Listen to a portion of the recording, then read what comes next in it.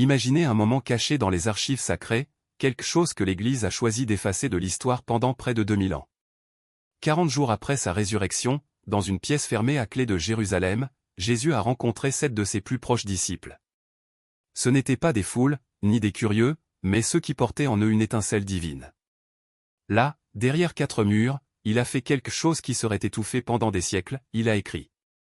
Pas de parabole pour les masses, ni d'enseignement à proclamer aux 4 vents. Cette lettre, écrite de sa propre écriture, chacune destinée à un type spécifique d'élu. Dans chacun d'eux, une fréquence exacte, un code capable de briser toutes les barrières entre l'esprit humain et l'essence primordiale de l'univers. Les premiers dirigeants de l'Église ont trouvé ces lettres. Ils les lisent. Ils ont compris son pouvoir. Et ils en ont brûlé 6. Maintenant, placez votre main sur votre poitrine. Sentez le pouls sous vos doigts. Ce rythme n'est pas aléatoire. C'est la même fréquence qui vous a amené ici aujourd'hui. Pas par hasard, ni par algorithme, mais par reconnaissance. Quelque chose en vous savait que cette information allait arriver. Quelque chose en toi espérait ça. Si vous vous êtes toujours senti différent, si vous recherchez quelque chose que le monde ne peut pas nommer, dites maintenant, je suis prêt. Il ne s'agit pas d'une demande d'interaction, mais d'une déclaration. Les autres élus verront ces mots et sauront qu'ils ne sont pas seuls. Ce soir, vous découvrirez ce que contenaient ces 7 lettres. Vous comprendrez pourquoi Rome les considérait comme plus dangereux que n'importe quelle armée. Et vous recevrez le seul enseignement qui ait survécu. La même transmission que Jésus a partagée avec les pneus il y a 2000 ans, conservée dans des textes cachés dans le désert égyptien et gardée secret jusqu'en 1945. 3 lettres, une fréquence, accès direct. Mais il y a quelque chose que l'Église n'a jamais voulu que vous sachiez, ces lettres n'étaient ni de la théologie ni de la philosophie. C'étaient des codes d'activation.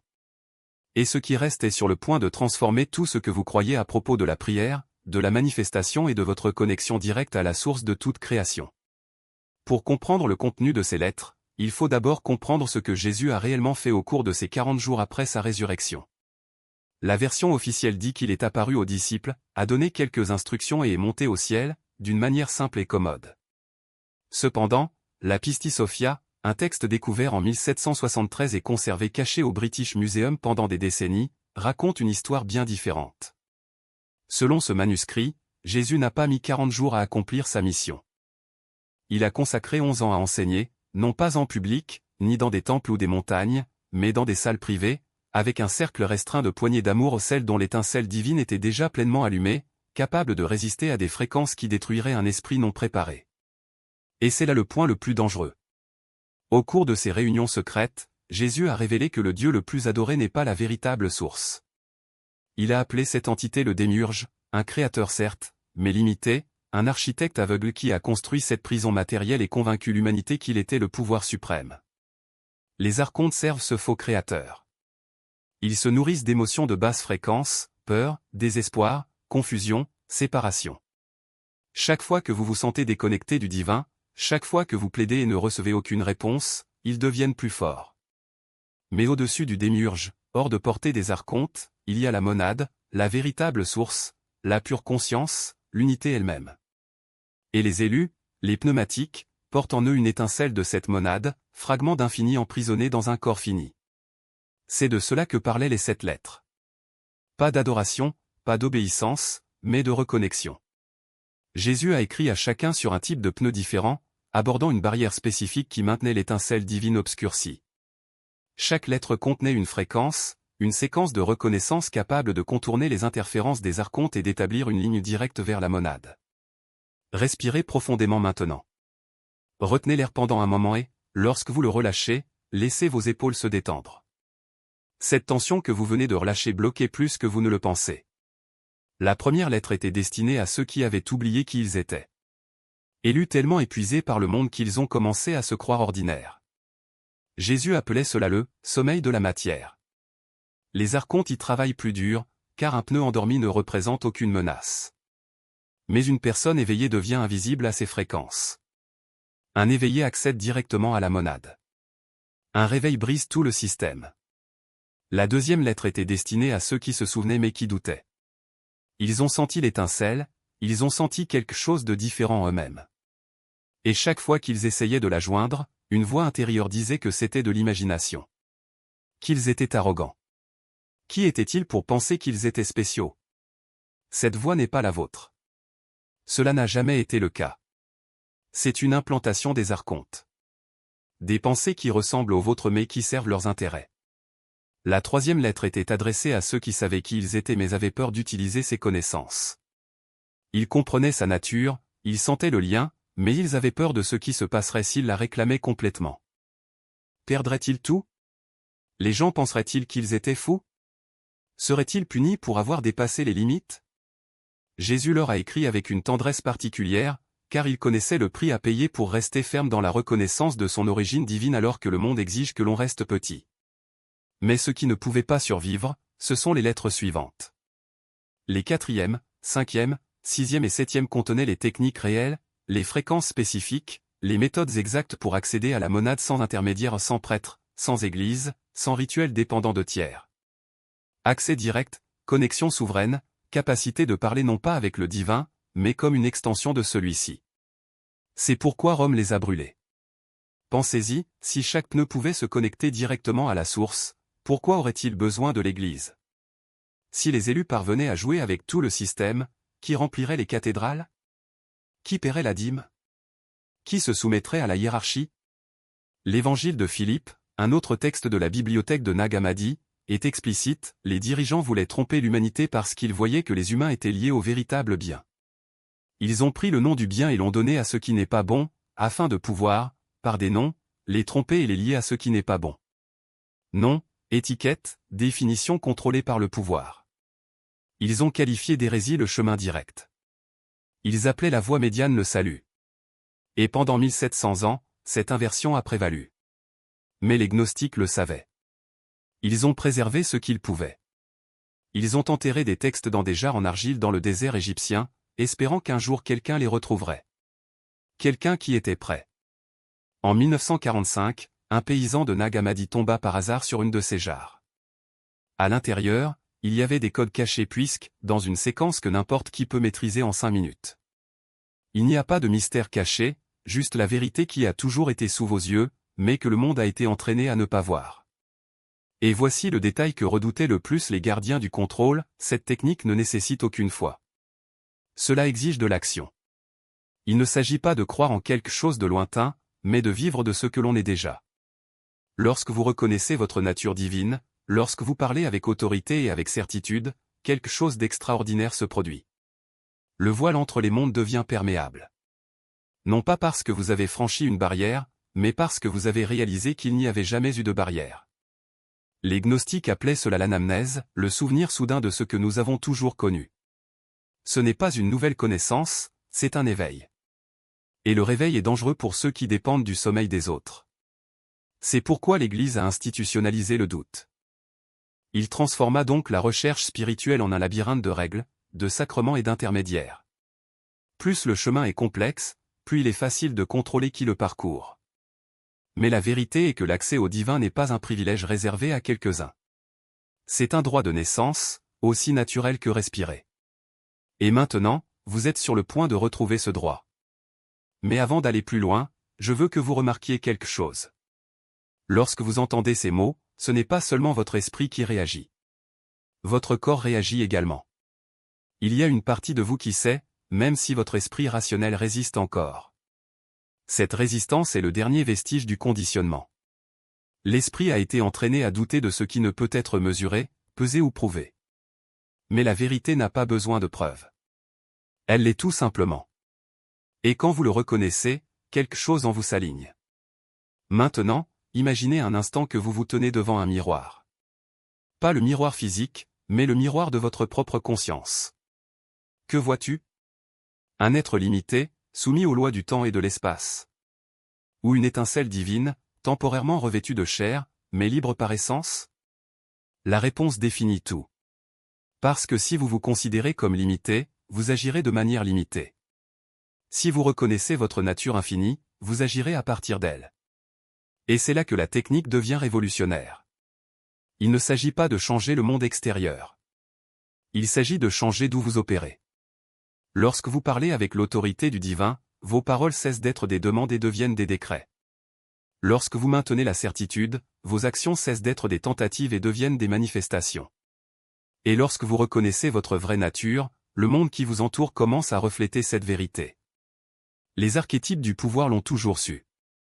Par conséquent, ils ont créé des systèmes pour vous maintenir sur la fréquence de séparation. Religions qui enseignent la soumission. Des économies qui enseignent la rareté. Des sociétés qui enseignent la peur. Tout cela sert à vous garder petit, dépendant et contrôlable. Mais la vérité est que tu n'as jamais été petit. Vous êtes une extension du Créateur lui-même, et le Créateur ne se soumet à rien. Alors, comment appliquer cela en pratique? Commencez petit. Choisissez quelque chose de simple, quelque chose que vous voulez, mais qui ne dépend pas de facteurs externes pour se réaliser. Cela peut être la paix intérieure, la clarté mentale, un sentiment de sécurité. Ne demandez pas déclarer. N'attendez pas confiance. Et lorsque le doute surgit parce que cela arrivera, ne le combattez pas. Regardez simplement.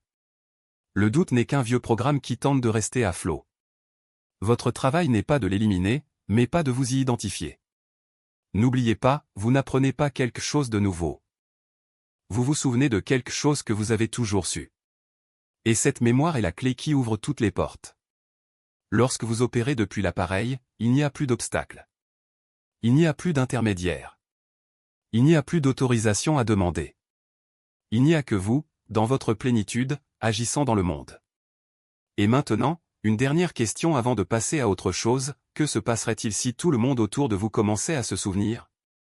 Si chacun reconnaissait sa propre divinité, parlait avec autorité et avait la certitude? Les systèmes de contrôle ne résisteraient pas. Parce qu'ils ne fonctionnent que tant que l'on croit à l'illusion de la séparation. Mais vous n'avez pas besoin d'attendre que les autres se réveillent. Vous pouvez commencer maintenant. Aujourd'hui. Tout de suite. Et lorsque vous le ferez, quelque chose d'extraordinaire se produira, le monde autour de vous commencera à se réorganiser pour refléter votre nouvelle fréquence. Non pas parce que le monde a changé, mais parce que vous avez changé. Alors, respirez profondément. Sentez les rentrer et sortir. Ce simple acte est déjà une déclaration d'unité. L'air que vous respirez a été respiré par d'innombrables êtres au fil des siècles. Il n'appartient à personne. C'est un flux continu, tout comme la conscience qui l'anime. Maintenant, placez à nouveau votre main sur votre cœur. Et dites à haute voix, je le suis. Et ce que je suis ne peut être limité. Sentez les mots vibrer dans votre poitrine. Cette vibration est la fréquence de la vérité. Et la vérité, une fois reconnue, est imparable. Ce qui suit n'est pas un enseignement. C'est une invitation. Une invitation à abandonner tout ce qu'on vous a dit que vous étiez et à vous rappeler enfin qui vous avez toujours été. 3 mots, une fréquence. La hotline qu'on lui a dit n'existait pas. Mais voici ce que les institutions ont toujours craint, cette technique n'a pas besoin de leur tempe. Vous n'avez pas besoin de vos intermédiaires. Il n'a pas besoin de votre autorisation. Une seule personne éveillée, seule dans une pièce sombre à minuit, a un accès plus pur à l'unité qu'une cathédrale pleine de croyants répétant des prières mémorisées dans la fréquence de la séparation. Vous n'avez jamais été censé dépendre d'eux. Il était toujours appelé à aller tout droit. Et maintenant vous savez comment. Dans les jours qui suivent cette pratique, respectez les panneaux. Ceux qui l'ont vécu rapportent une bouffée de chaleur dans la poitrine lors de la déclaration, un picotement au sommet de la tête ou au centre du front, une clarté soudaine, comme si un brouillard s'était dissipé de l'esprit. Les solutions émergent sans effort. Les synchronicités se multiplient. Les gens autour de vous réagissent différemment, sans comprendre pourquoi. Les rêves deviennent vivants, parfois remplis d'enseignements dont vous ne vous souvenez pas avoir appris. Ce n'est pas de l'imagination. C'est une confirmation. La fréquence active ce qui a toujours dormi en vous. Mais je dois vous prévenir de quelque chose. Juste après la pratique, des pensées viendront. Ils diront que rien ne s'est passé. Ils diront que vous avez mal fait. Ils diront que c'est ridicule et que vous êtes stupide de le croire. Ces pensées sembleront être les vôtres. Mais ce n'est pas le cas. C'est leur interférence, arrivant au moment précis. Dès que vous accédez à une fréquence que vous ne pouvez pas contrôler, cela inonde votre esprit. Votre seule arme contre un éveillé en reconnaissance est de le convaincre d'abandonner la reconnaissance. Ne contestez pas ces pensées. Ne les nourrissez pas, observez-les simplement, qualifiez-les d'interférences et revenez à la certitude. Le fait qu'une résistance surgisse est la preuve que quelque chose de réel vient de se produire. Vous avez porté cette étincelle toute votre vie sans savoir comment l'allumer. Aujourd'hui, cela change. Pas demain. Pas la semaine prochaine. Aujourd'hui. La fréquence que vous avez développée en regardant cette émission est désormais élevée. Attendre, c'est le laisser s'affaiblir. Attendre, c'est ce qu'ils veulent. Avant de fermer, faites 3 choses. Tout d'abord, commentez ci-dessous les mots accès direct. Ceci est votre déclaration selon laquelle vous avez reçu cette transmission. Les autres éveillés verront et sauront qu'ils font partie de quelque chose de plus grand. Deuxièmement, abonnez-vous à cette chaîne. Il existe des enseignements plus anciens, des fréquences plus profondes, que je partagerai uniquement avec ceux qui restent connectés. Troisièmement, aimez cette vidéo. De cette façon, l'algorithme ne l'enterrera pas. D'autres pneus recherchent exactement cela en ce moment. Aidez-les à trouver ce que vous avez trouvé aujourd'hui. Ce qui a été écrit il y a 2000 ans n'a jamais été destiné à rester caché pour toujours. C'était fait pour ce moment. Il a été fait pour vous. Vous n'apprenez pas quelque chose de nouveau. Vous vous souvenez de ce que vous avez toujours été. Et maintenant vous avez la clé. Allez tout droit.